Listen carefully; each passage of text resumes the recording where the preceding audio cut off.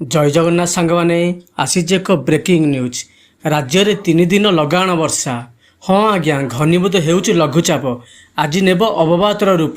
प्रभाव में 3 दिन भीषण वर्षा आशंका। बंगोपसागर सृष्टि होइतिबा लघुचाप घनीभूत होबार लागिछि। एहार प्रभाव में राज्यर अधिकांश स्थान में मेघुआ पाग सांगकु वर्षा लगी रही। शनिवार गणेश पूजार राजधानी समेत विभिन्न स्थान में वर्षा जो केतेकांश पूजा महल फिका पड़ी।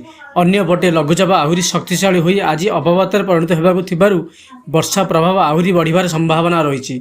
वर्षा 11 तारिख पर्यंत लगी आसंता 3 दिन वर्षार प्रभाव अधिक रही आकलन करा जायछि। गत 5 तारिख में सृष्टि होइतिबा लघुचाप शनिवार सुधा घनीभूत होई सदृश लघुचाप अवस्था रही। यह एवं केन्द्रीय बंगोपसागर संलग्न उत्तर बंगोपसागर केन्द्रीभूत रही।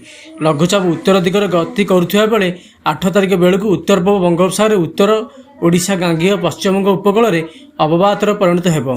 परवर्ती 3 दिन मध्य यार उत्तर ओडिशा झारखंड और संलग्न उत्तर छत्तीसगढ़ उपर रहिबार संभावना रही। यार प्रभाव में राज्य में आसंता 3 दिन मध्य विभिन्न स्थान में वर्षार प्रभाव अधिक रही पारे। आज ब्रेकिंग खबर को ये समाप्त करुच्ची। वीडियो टी भल लगी लाइक शेयर और सब्सक्राइब करने को भूलु ना। जय जगन्नाथ, धन्यवाद।